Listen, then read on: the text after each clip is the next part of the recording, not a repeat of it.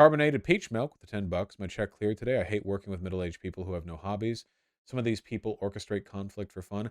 Yeah, one of the biggest thing that like differentiates older people from younger people in my mind is that a lot of older people don't have hobbies. It's really up. But there's nothing about being older that makes you have less hobbies. Literally zero things. There's absolutely nothing in aging that makes you. I just think a lot of people like tell themselves that like they they can't anymore. Shouldn't it be the opposite? What do you mean? Like a lot of young people have strong interests. Work and family take time. Work and family do take time, but that does not rob you of your ability to have hobbies and interests, you know? Yeah, it's like people say that life is over when you turn 30, and then you believe it, and then you make it happen by making that the case yourself, you know? There is literally nothing that keeps you from like exploring or learning new stuff as you get old. Like nothing at all, you know? But there are a lot of older people who have like no interest. It's fucking I thought it was that life begins at 30. Life begins at 0. Your whole life can be shit and your whole life can be great. It really depends on, well, a lot of things. But you should always be trying your best. Older people are the type to say high school is the best time of your life because that was when they peaked. Anyone who says that, you should hit them with a rock immediately. No time is the best time of your life. Saying any length of time is the best time of your life is like the intellectual equivalent of arguing that because Disneyland is marketed as the happiest place on earth, that it's not possible for people to be unhappy when they're there, and that when they're out of Disneyland, they're not happy. Like, it's so stupid. You can be happy at any time, anywhere. It depends entirely on the circumstances that you build for yourself. Just do not believe that like life begins at X point because life already began for you. It's already ticking. If you're listening, you're already alive. It's already happening. You have a finite lifespan. It's already happening.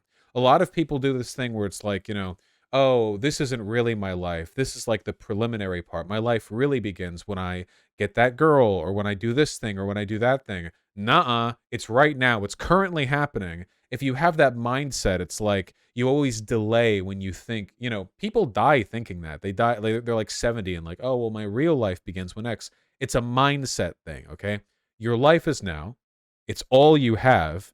And for as long as you are alive, it's always going to be now and all you have. So work within that framework, you know? Maybe you think your life will get a lot better when X or Y happens. That's fine. Maybe it will, maybe it won't. But your life is still happening up until that point. So don't delay. You think, oh, I'm going to learn that new skill then. No, do it now. Oh, I'm going to try doing this thing.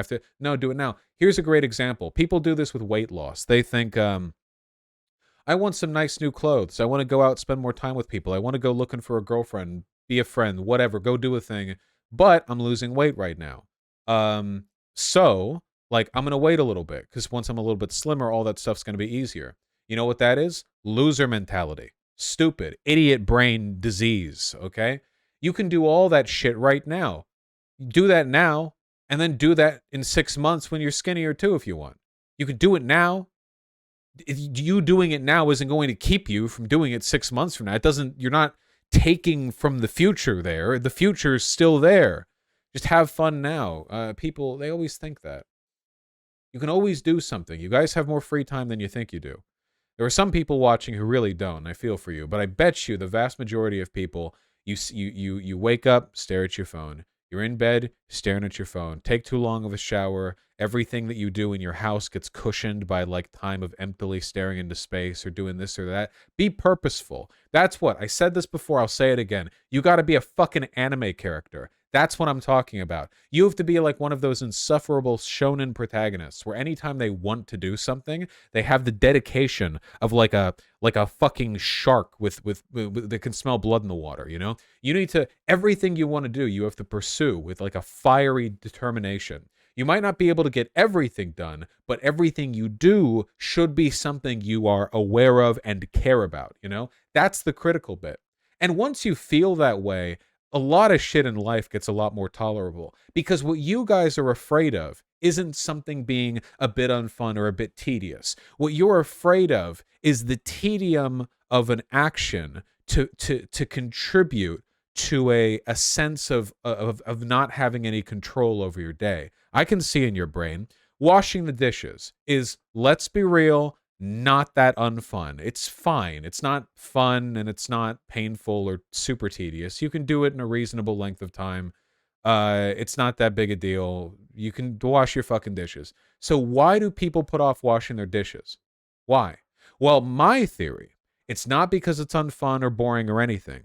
It's because people have a limit to perceived banality that they can tolerate in a day, and the idea of having to just stand there doing that, it weans at them in some way. Do you understand what I'm getting at here?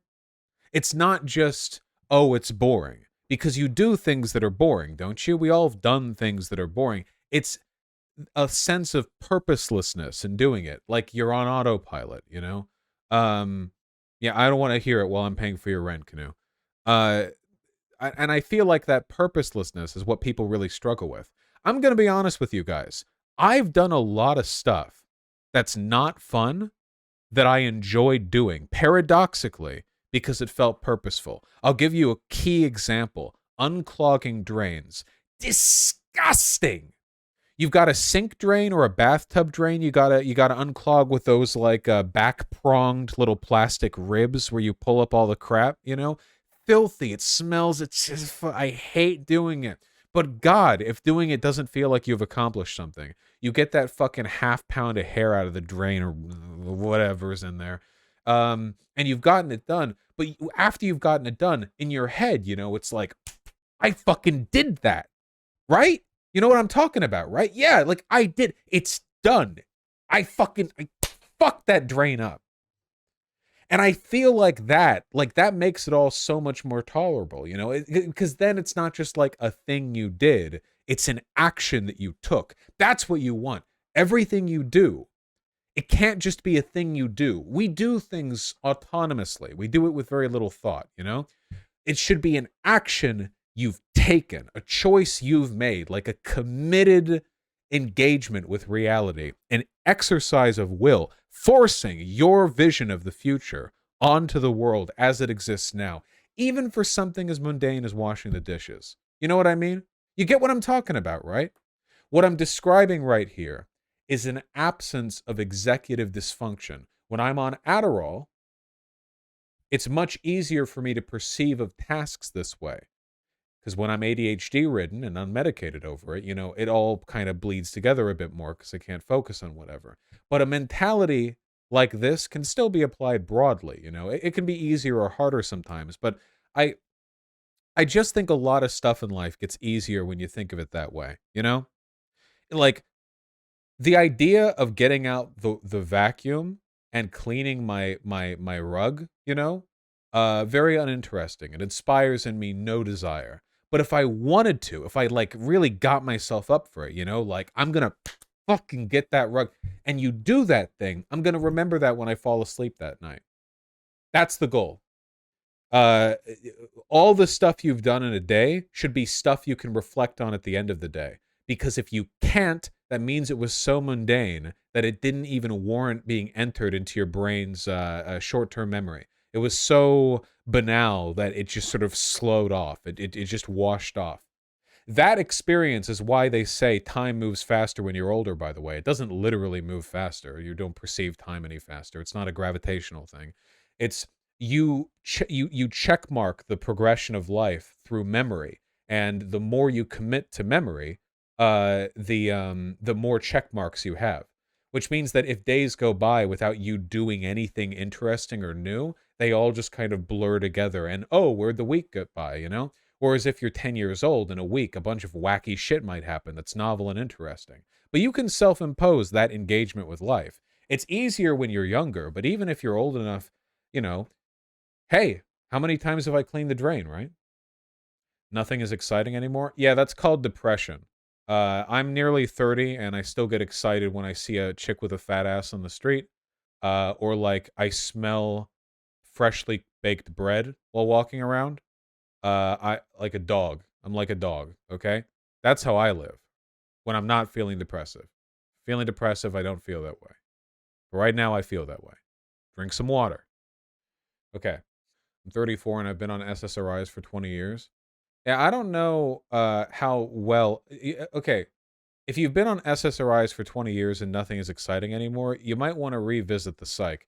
SSRIs have a mixed reputation depending on the circumstances. There can be a lot of stuff that can negatively affect your mood outside of SSRIs, and they're of sort of mitigating effectiveness sometimes. For example, they don't work on my depression because I have manic depression, not clinical depression. They do nothing to me except make you fat.